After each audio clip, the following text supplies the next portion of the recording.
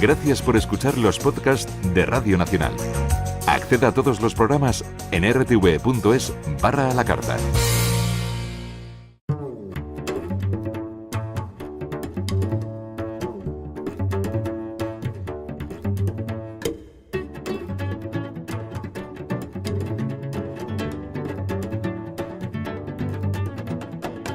Alejandra Vallejo Nájera, buenas noches. Pues muy buenas noches. ¿Cómo estás? Estupendamente, no me siento nada culpable. Esta sintonía y me pongo feliz. Ay, qué bien, pues cuánto me alegro. A mí también. Porque sé que después te saludo, además. No es por eso, es que te gusta la música. Pero nada da más. mucha energía, sí.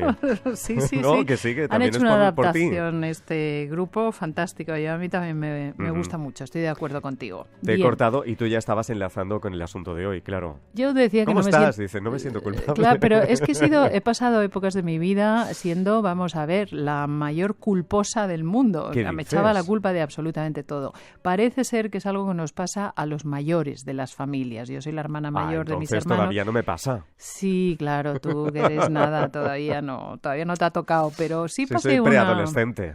Sí, las mujeres además tendemos a sentirnos más culpables Eso que es los cierto, varones. sí. Y entonces, bueno, pues yo he pasado una época de mi vida hasta que comprendí lo absurdo de este sentimiento y tuve que aprender a quitármelo de encima, porque el sentimiento de culpa hace sufrir muchísimo. Hombre, ¿sabes qué? Decía Séneca que una persona que se siente culpable se convierte en su propio verdugo. Es verdad, porque en todo sentimiento de culpa hay un juicio hacia uno mismo o hacia echar la culpa a otros o hacia otro. Hay una no aceptación y hay, sobre todo, un anhelo a veces consciente o inconsciente de castigo. Merezco ser castigado o merezco que esto malo me haya ocurrido porque tengo la culpa de esto y lo otro. Y de lo Baja más autoestima allá. también. No tiene que ver con la baja autoestima realmente. Tiene más que ver con con un sentimiento, no es una emoción. Y vamos a distinguir ya un poquito la diferencia entre emoción y sentimiento. Da un poco igual no distinguirlo, porque en definitiva pues da un poco igual. Pero bueno, sí. está bien que lo distingamos, ¿no? La emoción es, por utilizar una metáfora, sería como la gasolina que necesita un vehículo para ponerse a andar. Y ese ponerse a andar, ese caminar, ese andar, esa acción, eso sería el sentimiento. Y las mismas palabras lo dicen, me siento culpable o estoy contenta. Entonces, cuando utilizamos el verbo estar, normalmente se refiere a una emoción que es la inercia, la gasolina, la fuerza, la energía que necesita una acción para llevarse a cabo. Por ejemplo, el amor sería un sentimiento, no sería una emoción. El amor necesita de la emoción, de la alegría, de la pasión, de esas emociones necesita para luego que tú digas que sientes amor por alguien, ¿no? Cuando utilizamos siento tal, pues eso es un sentimiento. Entonces, me siento culpable, es un sentimiento. ¿Cuál es la emoción que está detrás? Pues una emoción que se tiene muy poco en cuenta. Normalmente se tienen en cuenta 4 emociones básicas. Una de ellas es la tristeza, otra la rabia o su gradación mayor, que sería la ira, otra sería la alegría y ¿cuál he dicho? Tristeza, rabia, ira, alegría. Y miedo, sería la cuarta. Uh-huh. Y hay una quinta que casi nunca se tiene en cuenta, pero es poderosísima y es la vergüenza. La vergüenza. Sí, entonces la vergüenza sería la emoción que sustenta, que está debajo de la culpa, porque la culpa es un sentimiento de vergüenza del yo, o sea, de quién soy, y tiene mucho que ver con la autoimagen, no con la autoestima, pero sí con la autoimagen. Ajá. Cuando tú desde pequeño te has creído o te han dicho que solo te van a querer, porque está muy vinculado el sentimiento de culpa al afecto y al sentirte aceptado y querido y respetado por otros, ¿no? Entonces te han estado contando que si te separas en tus acciones de aquello que se considera ideal, tú mismo empiezas a marcarte unos listones en relación a tu comportamiento, unos listones de tu yo ideal que necesitas sentir que los estás alcanzando porque si no te sientes culpable. De manera que la culpabilidad es una tiranía que está sustentada en una idea idílica acerca de ti mismo. Por tanto, es un sentimiento muy poco útil y a la vez útil. Voy a explicar esto. Muchas personas creen que el sentimiento de culpa es un vestigio o un legado de la tradición religiosa cristiana. Y no es realmente así, porque yo no sé qué pasa, tampoco soy gran conocedora de lo que dicen otras religiones, pero supongo que también personas budistas o personas que siguen el Islam pues, tienen sentimientos de culpa, porque no tienen tanto que ver con el espectro religioso como con los códigos morales, con las condiciones sociales que hacen de nosotros el que sintamos que somos personas que podemos colaborar con los que están a nuestro alrededor, dado que el sentimiento de culpa casi siempre está vinculado a la relación que tenemos con otras personas. Nos sentimos culpables cuando hay otras personas a nuestro alrededor que nosotros creemos que sufren o están perjudicadas por nuestras actuaciones, mucho más que en relación a nosotros mismos. Hay bastantes en el ámbito terapéutico y sobre todo en este espectro o vasto mundo que es la psicología, hay muchas explicaciones de por qué empezamos a sentirnos culpables. Desde luego está la explicación psicoanalítica basada en todas las teorías de Freud, tan sumamente sexualizadas, hoy día para mí muy superadas, pero en fin, hay freudianos muy convencidos, ¿no? Entonces, es cierto, sí. Freud decía... Para mí, francamente, está muy superado esto, porque el comportamiento humano no está tan sexualizado como Freud decía. Estamos hablando de un señor de otra época y que, bueno, pues había mucha represión sexual en ese momento. Que tiene muchos seguidores todavía hoy, ¿eh? Sí, sobre todo en el ámbito... Los argentinos son muy psicoanalistas aún, ¿no? Pero bueno, hay que comprender... ¿Qué decía Freud sobre esto? Bien, pues entonces Freud, en su época, de que había tantísima represión sexual, decía que la culpa sucedía en los niños pequeños cuando ellos empezaban a sentir vergüenza por la atracción sexual, decía Freud, que sentían hacia el progenitor del sexo contrario. O sea, que el niño... Sí, eso decía Freud, ¿no? Entonces, la persona empieza a sentir vergüenza de estar albergando esas ideas tan incorrectas. Y ahí, según Freud, es donde empieza a sentarse el sentimiento de culpa.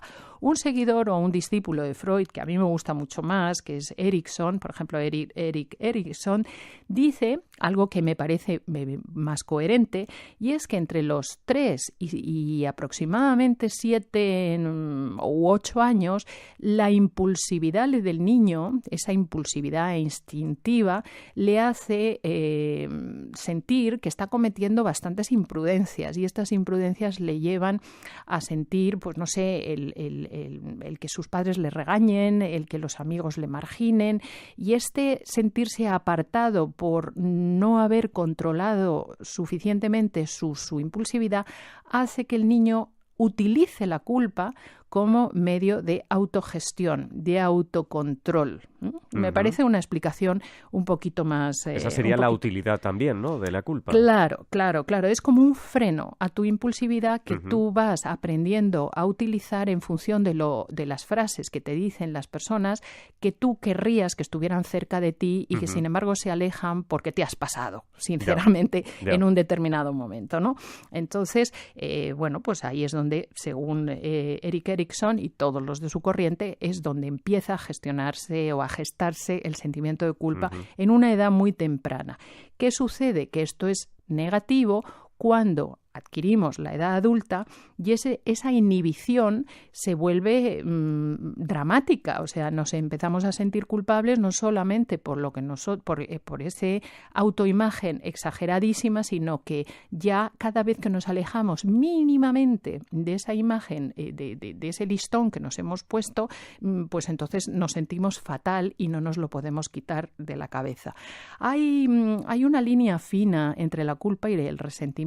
En realidad son la misma cosa, lo que pasa que dirigida hacia metas diferentes. Por ejemplo, la culpa está dirigido hacia uno mismo. Yo me siento culpable porque no me he acercado a ser la mejor versión de mí misma en cualquier ámbito. Puede ser el profesional, puede ser el familiar, puede ser en fin, en mi aspecto físico, por ejemplo, cuando no cuido suficientemente mi salud en función de unos parámetros que yo misma me he marcado. O sea que la culpabilidad está dirigido a uno mismo, ¿no?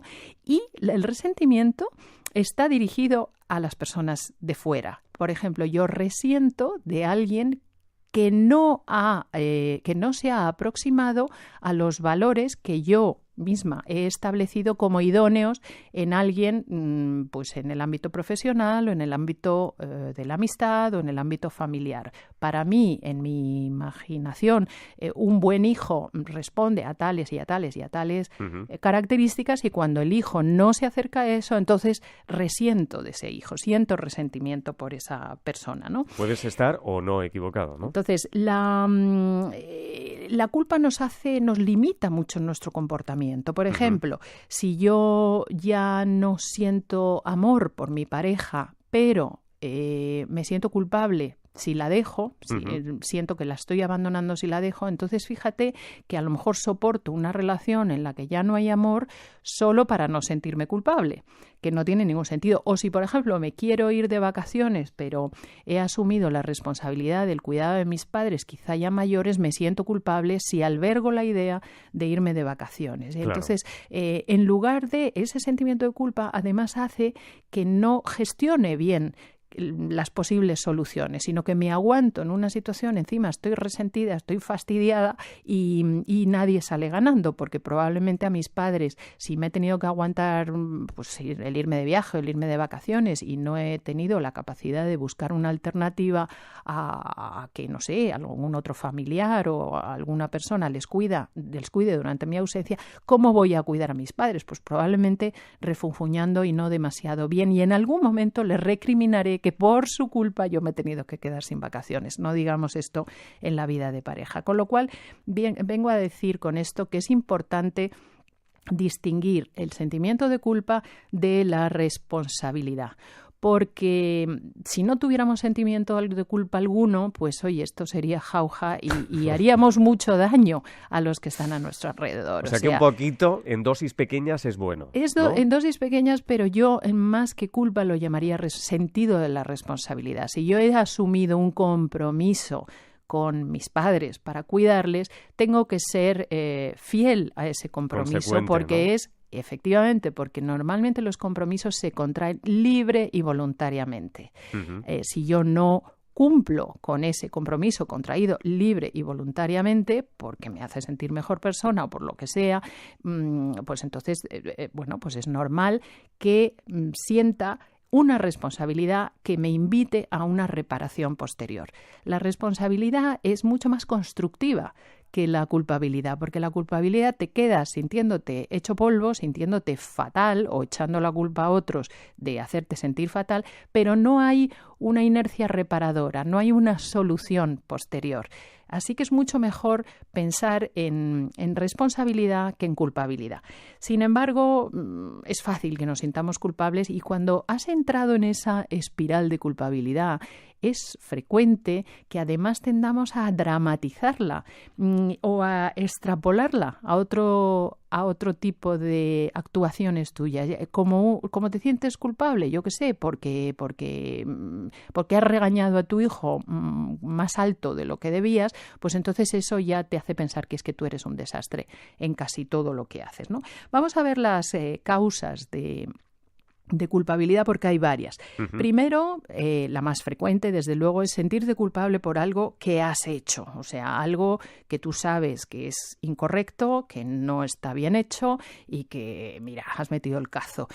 Inmediatamente ese tipo de culpa se resuelve pidiendo perdón, pidiendo disculpas y reconociendo que, mira, que no somos perfectos, que somos seres humanos, que sobre todo si hacemos muchas cosas, pues es lógico que nos equivocamos. Bueno, es una culpa constructiva, ¿no? Es una culpa constructiva. El problema es cuando no lo reconocemos, cuando intentamos ocultarlo, cuando intentamos taparlo. Cuando alguien de fuera dice, oye, mira, aquí me parece que no has obrado adecuadamente, y en lugar de reconocer, pues efectivamente, mira, me he equivocado, me he precipitado, en lugar de reconocer, pues vas a ocultarlo, ¿no? Y entonces pues cargas con esa culpa muchísimos más años. De hecho, la culpa, fíjate, Carlas, está vinculada al cáncer. No es, desde luego, ni mucho menos la causa, ni mucho menos, pero en el cáncer de ovario, las mujeres, hay un porcentaje altísimo de mujeres que mantienen un sentimiento de culpa muchísimos años sin haberlo gestionado adecuadamente. Es muy curioso, ¿no? Cómo hay una parte de tu organismo que va a enfermar cuando eso lo sostienes, lo mantienes, casi lo alimentas y el cuerpo, como siempre, al final termina anunciando a través de una enfermedad. No, la relación entre el cuerpo y la mente, ¿eh? Absolutamente, sí. Y en el cáncer de ovario, como digo, no es ni muchísimo menos la culpa la causa. Sin embargo, hay un porcentaje muy, muy alto de cánceres de ovario que tienen detrás un sentimiento de culpa sostenido y mantenido en el tiempo y no bien resuelto en su día. Después hay otros sentimientos de culpa, otras causas. Por ejemplo, cuando no lo has hecho, no has llegado a hacerlo, pero te hubiera gustado. Por ejemplo, cuando deseas que a alguien le vaya mal, por ejemplo, que ojalá le vaya mal y luego te sientes culpable por haber deseado eso, ¿no? No has hecho nada para que le vaya mal, pero en el fondo aunque lo le haya ido bien. Y luego si le va solo bien, por el simple deseo, sí, ¿no? solo por el simple deseo de que le haya hecho mal, pues tú te sientes culpable y esto está muy vinculado a los códigos morales. Ajá. Después también hay gente que se siente culpable por cierto, porque... vayan pensando en los despiertos que seguro que se sienten identificados en algún tipo de culpa. Sí, yo creo que todos sí, hemos que pasado por aquí alguna vez. Ya te digo. La tercera causa de culpabilidad más frecuente es algo que tú crees que has hecho, pero no lo has hecho. Ajá. Y aquí entramos en los pensamientos mágicos. Solo también, en este caso, solo por desear que a alguien le vaya mal y resulta que a esa persona le va mal. Y entonces tú crees que ese mal que es por tu culpa. Es por tu culpa porque, bueno, pues el cosmos o los malos deseos o lo que sea entra dentro del pensamiento mágico, por ejemplo. La causa número 4 es muy frecuente. Aunque yo lo digo aquí en el número 4, a mí me parece que, porque está estipulado así, pero a mí va el primero, ¿no? No el primero, pero desde luego el segundo, ¿no? Cuando sientes que no has ayudado suficientemente a alguien y que esa persona después le ha ido mal. Esto es súper frecuente cuando alguien de tu familia pues ha tenido una enfermedad, no digamos si ha fallecido o por supuesto si se ha llegado incluso a quitar la vida, el sentimiento de que podías haber hecho algo si hubieras estado atento es muy, muy frecuente. Eso es muy frecuente, en las personas, claro, porque siempre crees que puedes hacer más, ¿no?, de lo que has hecho. Sí. Y luego hay una quinta razón por la que nos sentimos culpables y es cuando alguien próximo a nosotros ha superado, pues ha triunfado o ha progresado mucho y tú empezaste más o menos a la vez y te has quedado atrás. Entonces te sientes culpable porque no sientes que no has hecho lo suficiente habiendo tenido la referencia al lado de alguien que sí lo ha conseguido. Y esto se alimenta mucho en el ámbito familiar, por ejemplo, cuando los padres inconscientemente nos comparan con nuestros hermanos. Siempre en la relación de los hermanos se tiene muy en cuenta la relación con los padres y muy pocas veces la relación con los hermanos, que es importantísima, porque los hermanos establecen el mundo de los congéneres, o sea, es como la escuela de experimentación de lo que luego nos va a demostrar la vida en las personas de nuestra misma edad. Entonces los padres siempre tienen un modelo de hijo ideal, alguno de los hermanos puede aproximarse a ese modelo de hijo ideal y a los demás los van a estar comparando continuamente con ese hijo ideal. Y entonces salimos de casa con la sensación de que siempre hay alguien cerca de nosotros que lo está haciendo mejor y por eso nos sentimos culpables. Así que tú, fíjate, casi todos los psicólogos decimos que no podemos hacer felices ni infelices a nadie. Una frase muy bonita, pero luego difícil de llevar a la práctica, porque es verdad que nosotros influimos en lo que hacen los demás y los demás influyen muchísimo en lo que sentimos nosotros. Pero es cierto que yo te puedo a ti pues hacer grandes regalos, decir grandes palabras, que si tú no eres feliz te va a dar completamente igual lo que yo te diga. Y te puedo decir palabras horrorosas y te puedo criticar, que si tú eres feliz eso vas a sentirte inmunizado con lo que yo te diga. Con lo cual no somos realmente responsables, muy responsables, o somos menos responsables de lo que creemos, de lo que piensen y sientan otros. Sí es verdad que hay una patología en las personas que padecen, que son psicópatas, que carecen de todo sentimiento de culpa, de empatía, más que, sí, de culpa, por supuesto, pero es un caso clarísimo de falta de empatía, porque en toda empatía hay una responsabilidad de hacerlo bien para no perjudicar a otros. Oye, Alejandra, voy a pensar en responsabilidad, no en culpa. Sí. Pero claro, yo le he dicho a Albert, ten ahí preparada una canción de Lagarto Amarillo. Lagarto culpable. Amarillo. Es que estaba buscando yo qué canción puedo poner, qué canción la puedo tenemos poner. ahí y me siento culpable. Venga, pues ponla. No, responsable. Yo también, responsable porque he sido yo. Oye, busca esta canción tan Claro. rara de este grupo que le va a encantar que lo saquemos aquí en Radio Nacional Pues de eso, España, pues porque eso. cantan en nuestro idioma, además. Pues lo escuchamos. Venga. Ya está. Si alguien juzga mi vida contigo y te dice a pesar del dolor, si me acusan de no haber tenido la fe para darte todo lo que soy, si me dices que nunca he creído en la magia, la luz de neón, si me acusan mi amor, hoy te digo que yo solo soy culpable por haber aprendido a querer, por haber escuchado tu voz, y culpable de haberte tenido y de darte calor, culpable por haber esperado tu amor, por haber aprendido a entender, y culpable de haberte perdido otra vez.